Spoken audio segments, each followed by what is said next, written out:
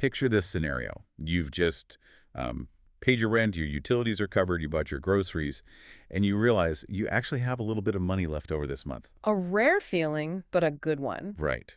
So you open up your phone, looking for some ideas on what to do with that extra cash, and instantly you are just bombarded. Oh, totally. It's a tidal wave. Yeah, it's like a tidal wave of, crypto enthusiasts, NFT promoters, and these influencers screaming in all caps about the next massive 10x opportunity that you're supposedly missing out on. I mean, it's literally an entire ecosystem designed to trigger financial anxiety. Yes. You've got the flashy graphics, the countdown timers, the promises of overnight wealth. It basically preys on that very natural fear that you are, well, falling behind in a race you didn't even know you were running. Exactly. It makes managing money feel impossibly complex.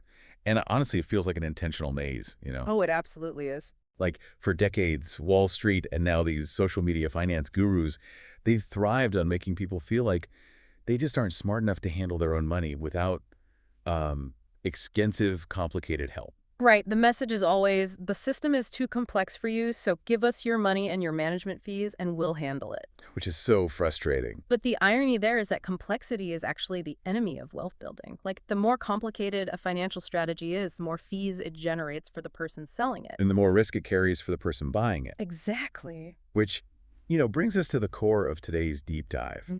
We are analyzing this really fascinating conversation between the comedian Hassan Minhaj and J.L. Collins. The author of The Simple Path to Wealth. Right. And our goal today is to basically cut through all of that loud, flashy internet noise to uncover the surprisingly boring, but highly effective blueprint for achieving true financial freedom. And what's really compelling about Collins is his motivation for all this. I mean, he didn't create this system to sell a $1,000 masterclass. No, not at all. He originally wrote it as a series of letters for his teenage daughter. Which I love. Yeah, because she had zero interest in the intricate details of finance.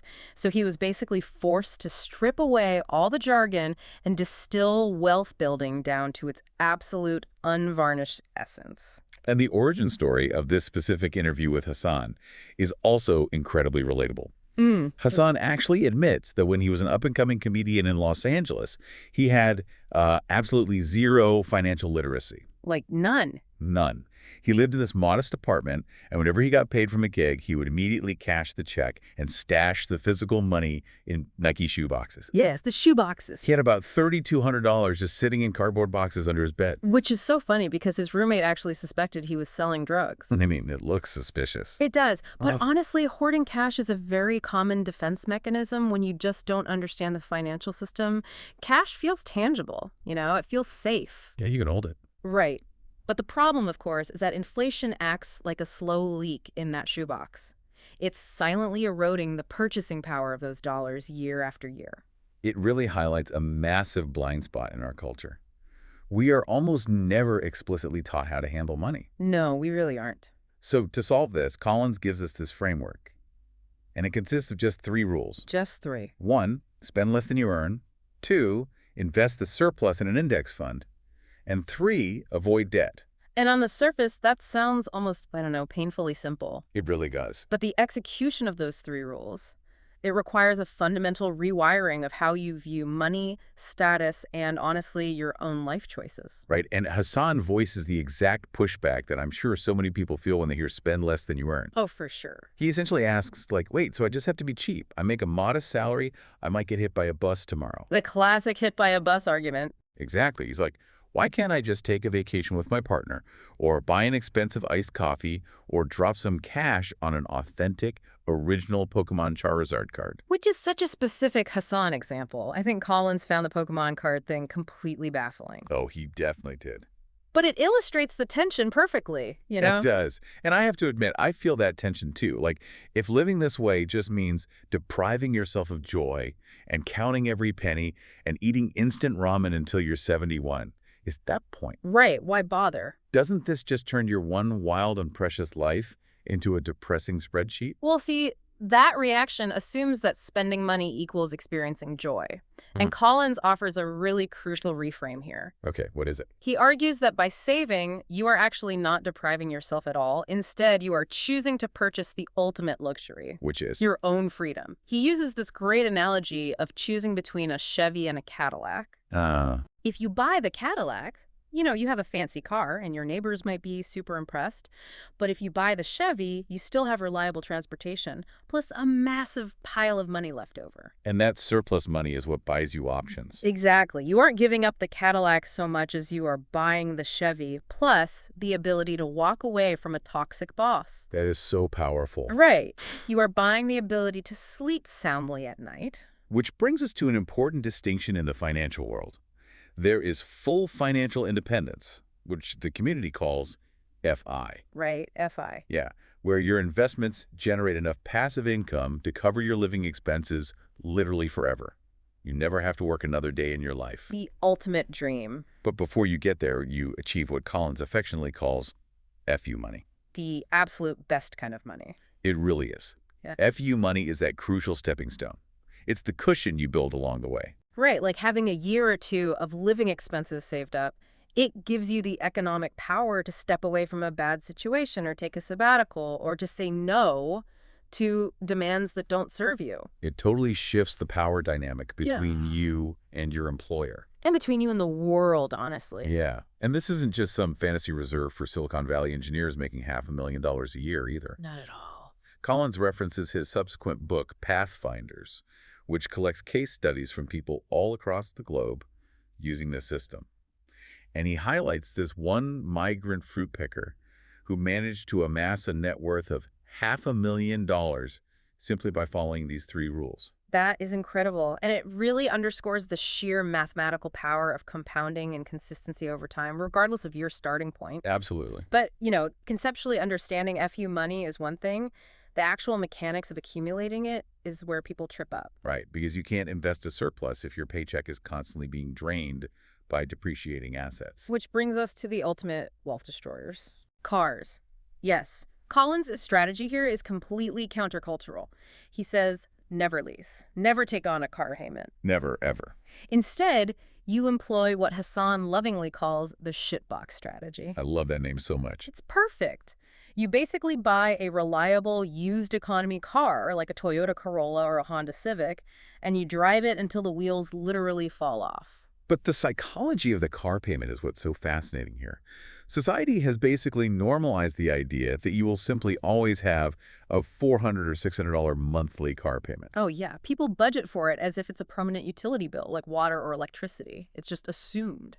But Collins flips that script. He says you don't just enjoy the absence of a car payment. You actively make a quote-unquote car payment to your own bank account every month. Which is brilliant. You treat it like a non-negotiable bill. So let's look at the math on that. If you take that $500 you would have given to the dealership and you put it into an account earning even a modest 5% interest for the 7 years you're driving that reliable older car. You aren't just saving the principal. The interest is compounding. Exactly. You end up with over $50,000. Wow. And when the old car finally dies, you take a fraction of that cash, buy your next reliable used car outright, and the cycle just continues. You've completely reversed the flow of interest. Instead of paying a bank for a machine that loses value every single day, the bank is paying you. It's a game changer. And that freed up cash flow is really the engine of this entire philosophy. It allows you to tackle the most important step, which is investing the surplus. Right. So going back to Hassan's $3,200 sitting in the shoebox Collins is unequivocal about its destination. Where does it go? It goes into a broad-based index fund. Specifically, he champions Vanguard's Total Stock Market Index Fund, which is known by the ticker symbol VTSAX. Okay, if your eyes just glazed over at the acronym VTSAX, let's translate that into plain English. Please do. I like to think of it like a streaming music algorithm. In the old days of finance, you had to try and pick the one-hit song you thought would go platinum. You'd buy a single stock, say, General Electric, and just hope for the best. And if that song flopped, you lost everything. Exactly. But with VTSAX, you aren't trying to pick the hit song, you just own the entire streaming platform. I like that analogy. Yeah, when you buy this one fund, you are instantly buying a fractional piece of roughly 3,600 publicly traded companies in the United States. You literally own a piece of everything, from Apple and Amazon down to, like, the smallest regional logistics firms. Every single time someone buys a smartphone or fills up their gas tank or pays for a software subscription, a microscopic fraction of a cent flows toward your portfolio. It's amazing when you think about it. Millions of employees, from CEOs to factory floor workers, are waking up every day and going to work to make those companies, and by extension, you richer. And the history behind this is actually a massive disruption of Wall Street. Oh, Jack Bogle. Yes. Jack Bogle, the founder of Vanguard, he created the first retail index fund in 1975. Before that, you had to hire an active manager. You paid some guy in a fancy suit on Wall Street to pick the winning stocks for you. And they charged massive fees for that privilege, usually a percentage of your total wealth every single year. Right.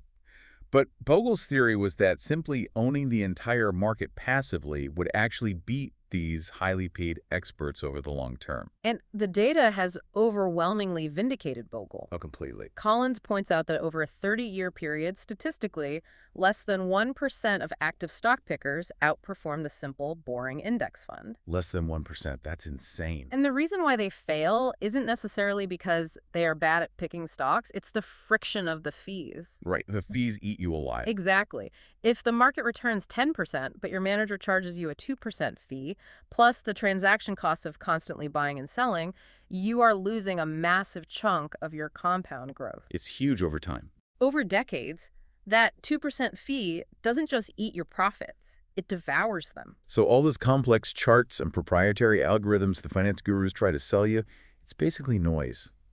The boring path wins decisively. It really does. When Collins looked at the actual historical returns of the market over a 40-year period starting in 1975, the index returned an average of 11.9% annually. Which is phenomenal. And then, when he updated the data for a 50-year span, the average return actually ticked up to 12.2% per year. And you have to realize that 12% is not some magical number pulled from thin air.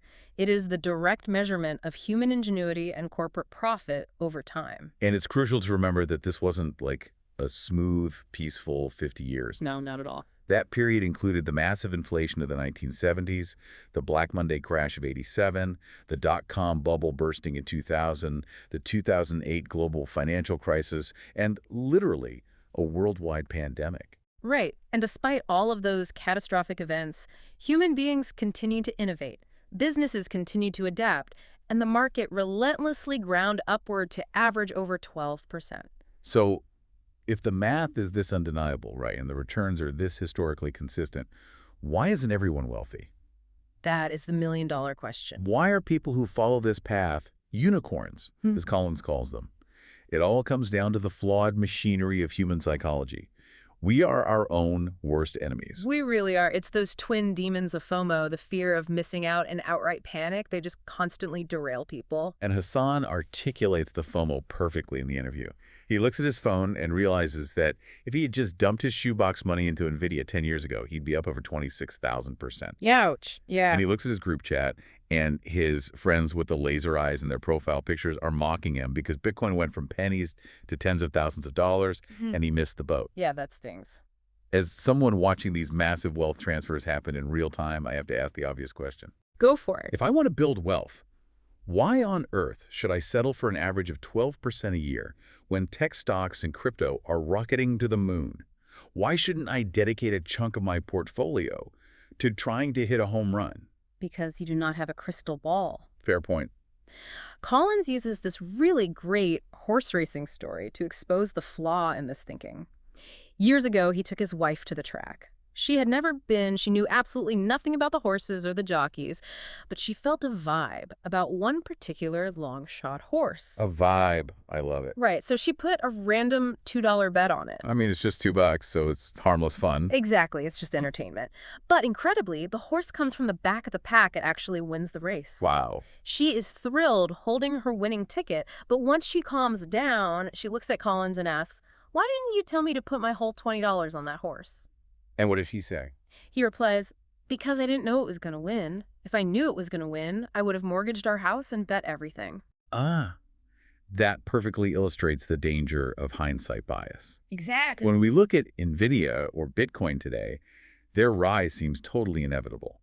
But 10 years ago, NVIDIA was just another chip manufacturer, and Bitcoin was magic internet money used by a tiny fringe. That is the fundamental distinction between investing and speculating. Tell me more about that difference. So investing is buying a piece of a company that produces real goods, solves real problems, and generates actual profits. Speculating, on the other hand, is buying an asset, whether it's a hot stock, gold, or cryptocurrency, and simply hoping that a greater fool will come along and pay you more for it in the future. You are basically betting on the horse after convincing yourself you somehow knew the outcome all along. Yes. And the beauty of the index fund is that it completely removes the need to predict the future. Collins describes the index as self-cleansing.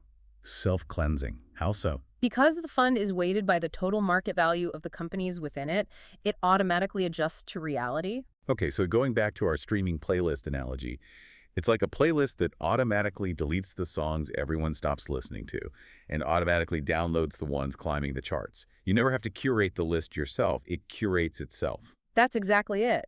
When a dominant company starts to fail, think of Sears, which Collins notes was essentially the Amazon of its day for over a century. Its stock price drops. Right. And as it shrinks, it naturally falls out of the top tiers of the index. You don't have to panic and monitor the decline of Sears to sell your shares. The index handles it automatically. And meanwhile, the new rising stars, like an Amazon or an NVIDIA, are automatically taking up a larger percentage of your portfolio as they grow. Right. You always own the winners and the losers are constantly flushed out. The absolute worst a failing company can do is drop to zero, but a rising star can increase by thousands of %.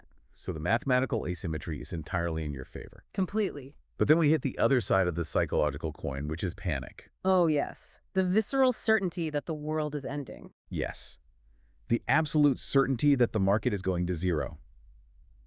Hassan brings this up too, and it's a feeling that causes millions of people to sell at exactly the wrong time. It really does. The rationale is always this time is different. We have global conflicts, AI taking over jobs, unprecedented inflation. The market is definitely going to crash, so I need to pull my money out right now. And the "this time is different" fallacy is incredibly seductive because the specific trigger for every crisis actually is always different. Right. A housing bubble is fundamentally different from a global pandemic or an oil embargo. The news cycle makes it feel like an unprecedented existential threat every single time. But the market's reaction to that threat is entirely predictable. It panics, prices plummet, and eventually human resilience takes over, businesses adapt, the market recovers, and it sets new record highs. Always. And Collins shares a really profound perspective on this regarding the Cuban Missile Crisis in 1963. Oh, right. That was, yep, stay the course. Which brings us to the final and perhaps most controversial barrier to this wealth path. If you've managed to avoid the crypto grifters and you've conquered your FOMO, there is still one massive societal sacred cow standing directly in your way. The house. Yes. The deeply ingrained, almost unquestioned belief that buying a house is the ultimate financial goal and the absolute bedrock of wealth creation. It is the American religion, basically. It is, and in 2023, Collins essentially broke the internet and faced a massive wave of outrage for a blog post stating simply, "Your house is a terrible investment." The backlash was intense. I bet. And look, as someone raised in this culture, I actually have a physical reaction to that statement. A lot of people do. We were taught from birth that renting is throwing money away. Yeah. And that building home equity is the absolute pinnacle of the American dream. So how can owning a home be a terrible investment? Well, the outrage stems from a fundamentally flawed comparison that society encourages us to make. Okay, what's the comparison? People look at a $2,000 monthly mortgage payment and compare it directly to a $2,000 monthly rent payment. What they conveniently ignore is the massive hidden iceberg of unrecoverable costs associated with homeownership. You mean the expenses that the bank leaves out of their shiny mortgage brochures? Exactly. When you rent, your rent payment is the maximum you will pay for housing that month, period. Right. But when you own, your mortgage payment is the minimum you will pay. Think about property taxes, which generally go up every single year. Think about homeowners insurance. And the relentless need for maintenance. Oh, the maintenance. Oh. A roof needs replacing. The HVAC system dies in the middle of winter. A pipe bursts. Plus, there is the endless societal pressure to remodel the kitchen or upgrade the landscaping. It never ends. No, it doesn't. Collins brilliantly points out that a house is a physical object actively trying to return to dust in the earth, and you have to spend copious amounts of time and money preventing that from happening. It's an asset that constantly demands to be fed. When people say renting is throwing money away, they ignore the fact that paying property taxes, paying interest to a bank for 30 years, and replacing a water heater is also throwing money away.